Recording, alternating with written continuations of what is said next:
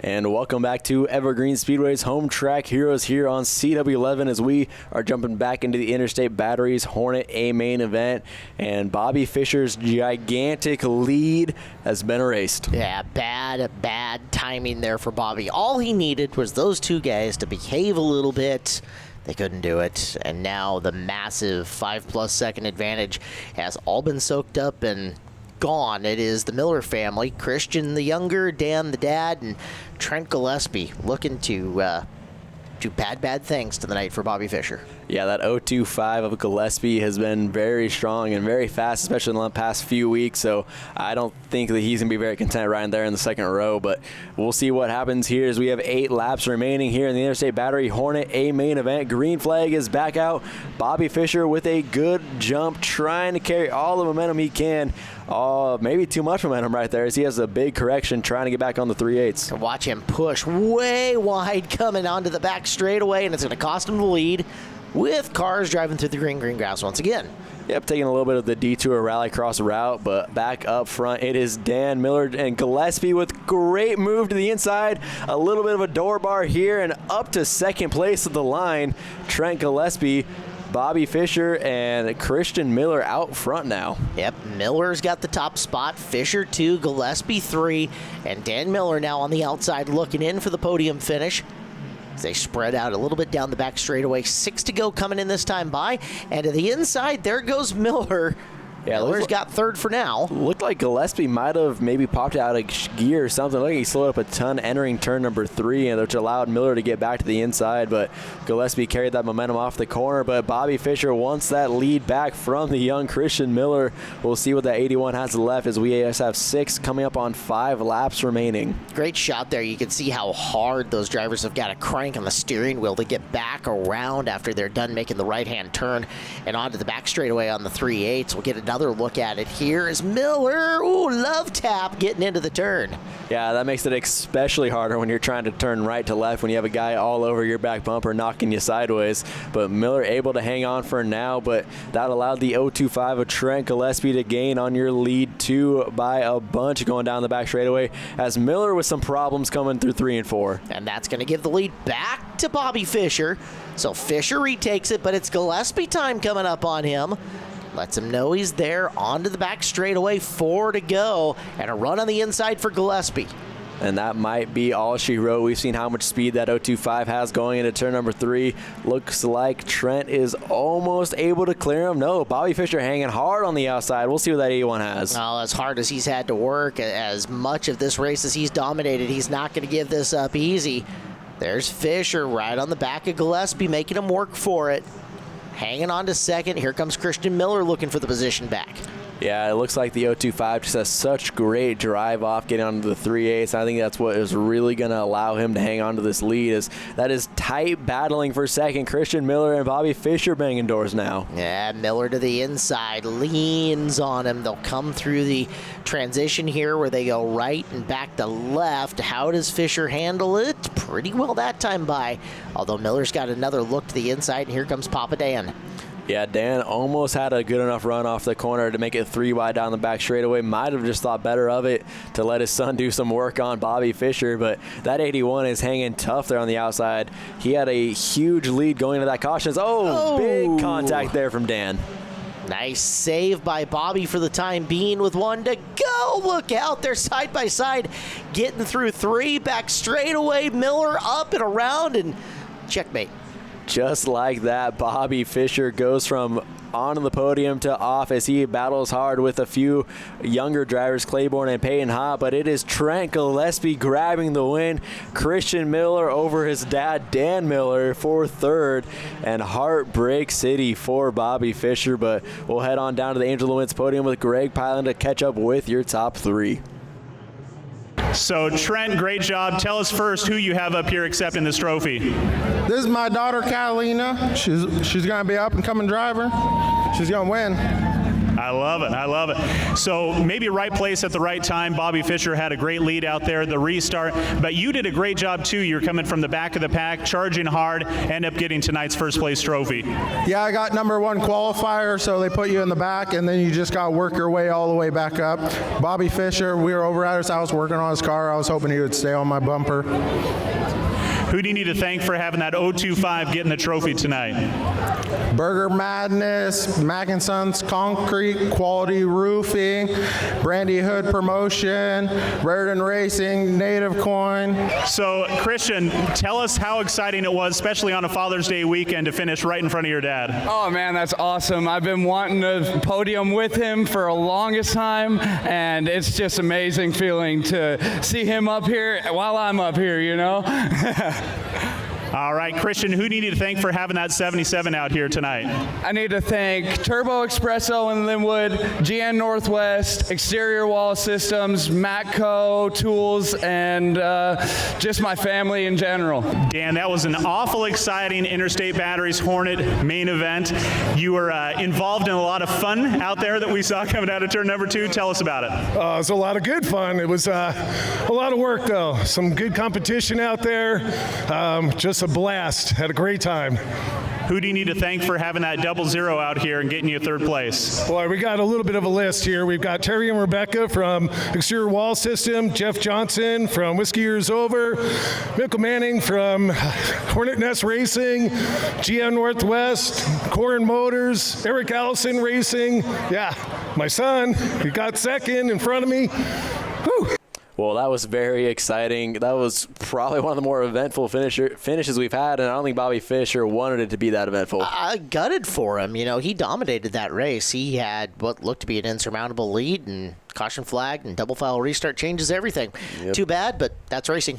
Yep, so now we're going to change it up to, again, a different track. We're going to go strictly the 3/8 this time for the Pro 4 Truck Series, and I have a feeling that it's going to be very exciting. It's been building up a lot for these guys. This is a very cool division of race vehicles, trucks. Cost yourself a quarter every time you say it wrong. Let's get you to your lineup for their 30-lap A main event. And on the pole, it's going to be Brooklyn Bender in the 18J. Next to Brooklyn, it is actually Mikey Vaughn that's going to show as Jeremy Pratt. Mikey Vaughn's going to be the driver of that truck. Yep, Mikey Vaughn filling in for Jeremy there. In the row number 2, we got the 24, McKenna Cox, and to her outside, the 21, Nick Nicholson Jr. Row 3, Aaron Green in the 6 truck. Shane Green in the 8 truck. And then we got the past champion of the 4 of Pete Brady. He won it, I want to say, in 2017, the Pro 4 Truck Series champion, so he's going to be strong coming from a little bit deeper in the field. And we got the 03 of Terry Warren.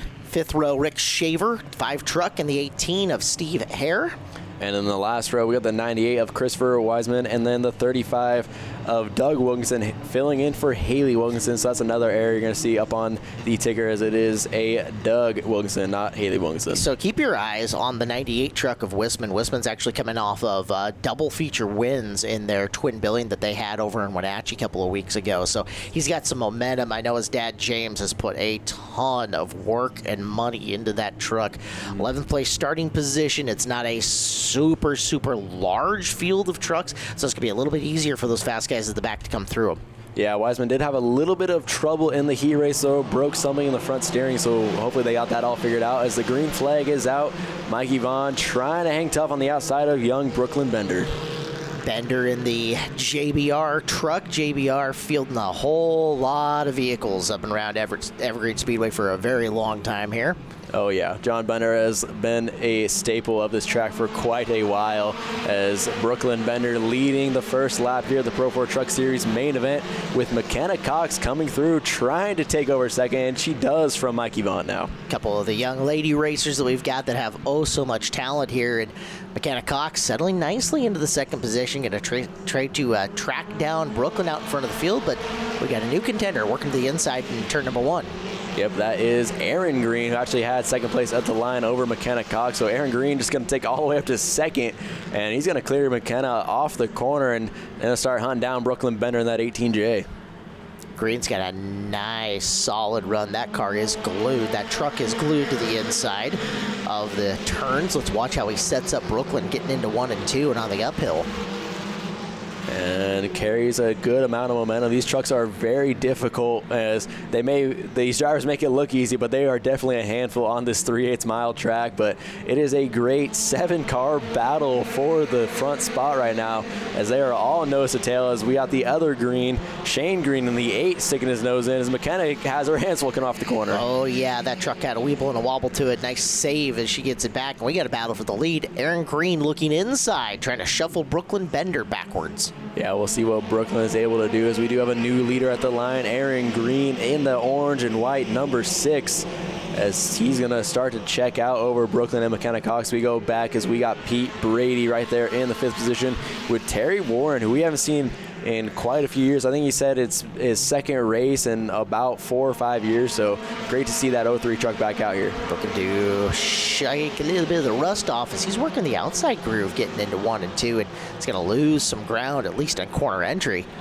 As looks like we had a truck go around on corner number 2. That is Doug Wilkinson filling in for Haley Wilkinson in the 35. So we'll get a quick replay of that, just coming off the corner and gets a little squirrely all by himself. So Doug not quite used to these 3/8 miles racing, so he's gonna have to get back to just turning left, not going right and left in the intersection. Well, while we reline the field back up, Hill Street Cleaners, dry cleaners to the stars. Visit Hill Street Cleaners in Monroe or Snohomish for all your dry cleaning and formal wear needs. Hill Street Cleaners is a sponsor of this segment, and we are so happy to have them on board as a sponsor here at Evergreen Speedway. But we got all the trucks lined back up, and a big jump from Brooklyn Bender in the 18J. It looked like Aaron Green just didn't quite get going once they hit the restart line. Maybe he thought it was nap time. Not exactly sure, but Brooklyn Bender takes full advantage, and Brooklyn going to jump back into the lead. Now, we saw Green. Green was able to roll the middle, roll the bottom. That truck is just glued to the track. So Brooklyn's going to have to work her little butt off and try to keep Aaron behind her.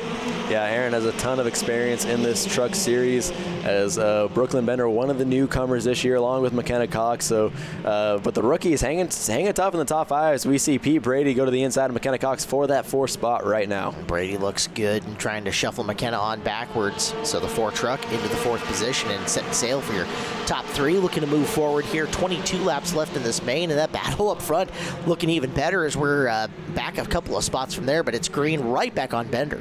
Yeah, a pair of Greens behind the young Brooklyn Bender. She has got a lot of experience behind her to try to hold off father Aaron Green and son Shane Green again on this Father's Day weekend. It seems like we can't get away from these racing families at all. That's all right. Family is everything, especially in auto racing. Individual sport, but it's fun when you can beat your dad in the process.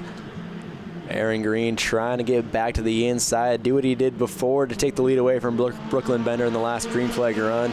And we'll see what he's able to do, but he's got a mirror full of the 4 car. I'll tell you what, something that Brooklyn did that's a little subtle, but it's actually contributing to the fact that how she's holding on to this lead.